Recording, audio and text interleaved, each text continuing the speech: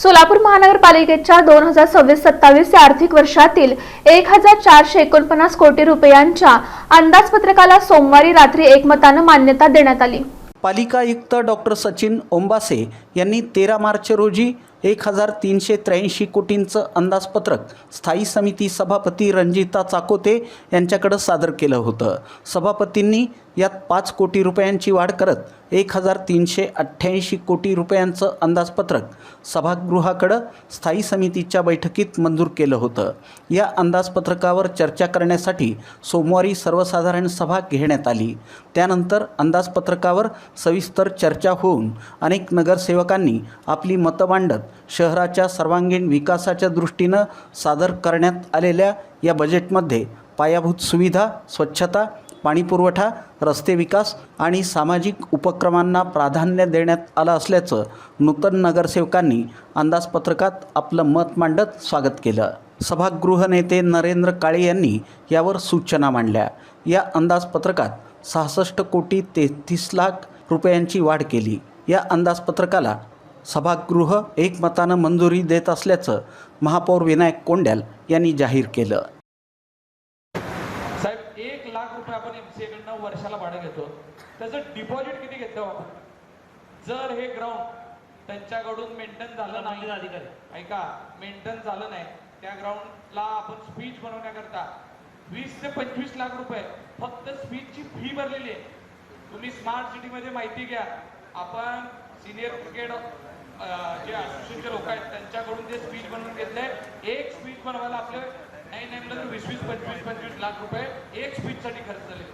असे 4 ते 5 स्पीच तिथं आहेत, म्हणजे आपलं करोडोनी रुपये तिथं आपण खर्च करून आपण मग हे खर्च करतानाच विचार करायला पाहिजे होता ना, हे मेंटेनन्स आपल्याला होऊ शकत नाही। कोट्यवधी रुपये आपण तिथं खर्च केले, आपली करोडोची प्रॉपर्टी आपण 1 लाख रुपये। दादा तुम्हाला वाटतंय का की प्रशासनाने हा घेतलेला निर्णय योग्य आहे? 1 लाख रुपये ते ग्राउंड देणार तुम्ही? साहेब सोलापूर महानगरपालिकेत कुठलाही माणूस आला तर 2 इमारती बघितल्यानंतर लोक खुश होतात। तुमची इंद्रभवनची एक इमारत, आपला हा परिसर आणि पार्क चौक, त्यातली आपली नाक असलेली जमीन आहे ती महापालिकेची मेन प्राईम प्रॉपर्टी आहे। ती प्रॉपर्टी आपण 500 रुपयाच्या स्टॅम्पवर 1 लाख रुपयासाठी दिलेली आहे। नाही, मी काय म्हणतो ऐका, तुम्ही असं नसतं तुमचं, म्हणजे आम्ही असं नसतं ना,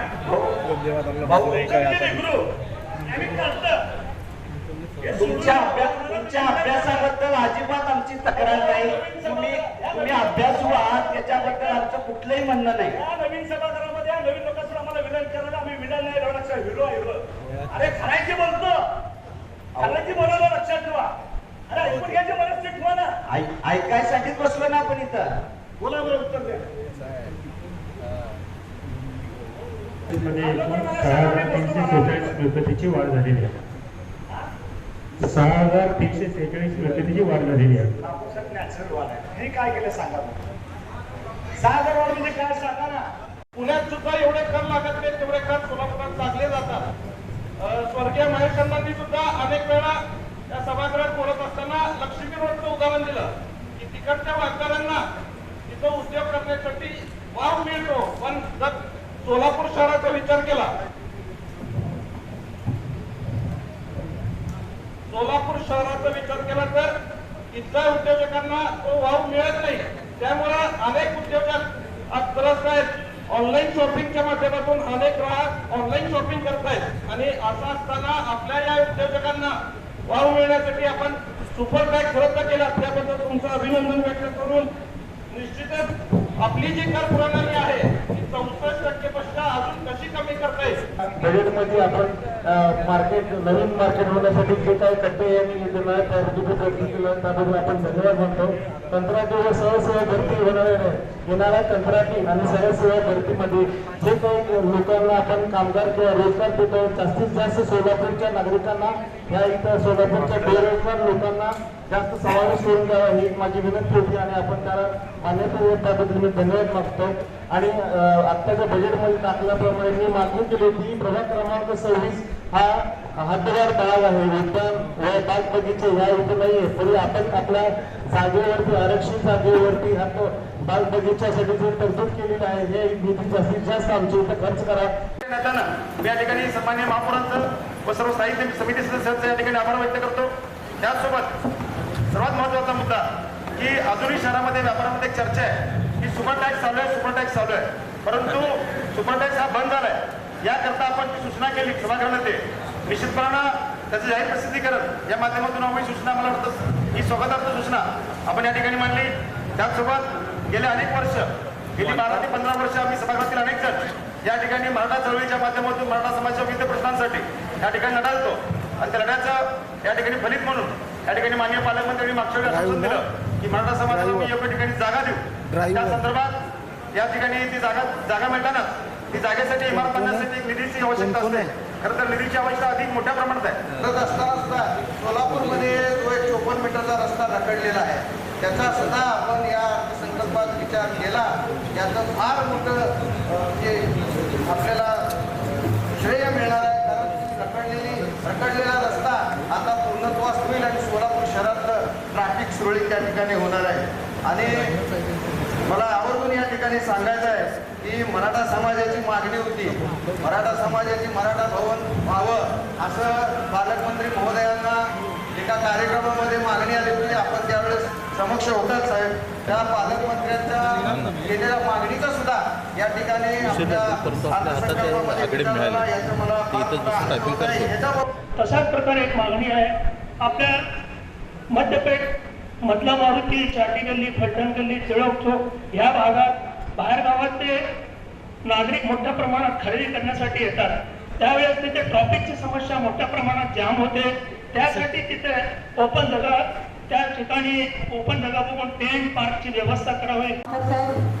सोलापूर महानगरपालिका सन 2026-27 चे अंदाजपत्रक भारतीय जनता पार्टीचे आमचे सभागृह नेता सूचना मांडलेला आहे. अतिशय चांगलं सूचना या ठिकाणी मांडलेला आहे. हातजवळ भागासाठी दवाखान्याचं गरज असताना त्या ठिकाणी दवाखान्यासाठी सोयी केलेल्या आहे.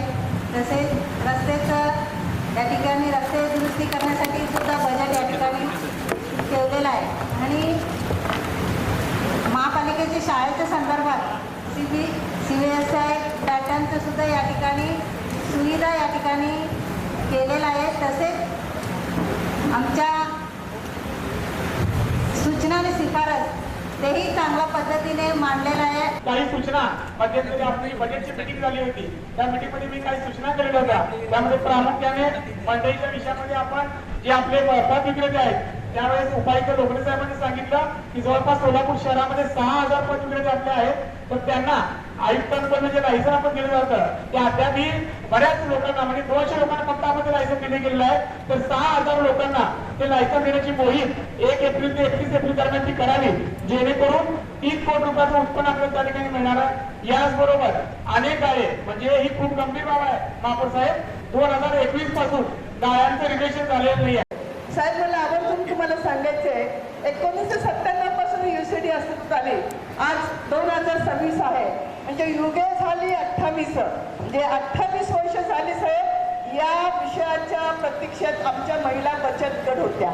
आज 2014 पासून ते 2026 पासून UCDकडे अधिकृत झालेल्या बचत गटांची संख्या ही 2000 आहे आणि प्रत्येक भागामध्ये ती त्याचप्रमाणे डिवाईड झालेली आहे. इथं बसलेल्या प्रत्येक नगरसेवकाला मी सांगू इच्छिते की आपल्या प्रत्येकासाठी ही अभिमानाची गोष्ट आहे. भारतीय इतिहासात हा बचत गटासाठी सुवर्णाचा क्षण आहे. कारण महानगरपालिकेच्या सरकारी कामात महिला बचत गटांना काम करण्याची संधी देणं म्हणजे आज राज्यात कुठल्याही जिल्ह्यात न झालेला हा निर्णय आहे. मार्गी लावला. तसंच साखर कारखाना परिसरामध्ये स्मशानभूमी ज्यामध्ये आपण जे स्मशानभूमीसाठी राखीव ठेवलेले आहेत त्यामध्ये तो समाविष्ट व्हायला पाहिजे. आणि त्या भागामध्ये मी मागील अनेक दिवसापासून, अनेक वर्षापासून मागणी करतोय की तिथं एका व्यक्तीचं जन्ममृत्यू विभागाकडून नेमणूक करायला पाहिजे, जेणेकरून त्या व्यक्तीकडून रजिस्टर मेंटेन केला जाईल. त्याच्यासोबतच आपण आरोग्य विभागासाठी UPSC मध्ये नूतनीकरणाचं जे आपण बजेट ठेवलेलं आहे त्यासोबतच आपण IPD त्या भागामध्ये चालू करावं, जेणेकरून आमच्यासारख्या भागामध्ये IPD सुरू झाला तर त्या भागातील गरीब जे लोक आहेत त्यांच्यासाठी मदतीचं होईल.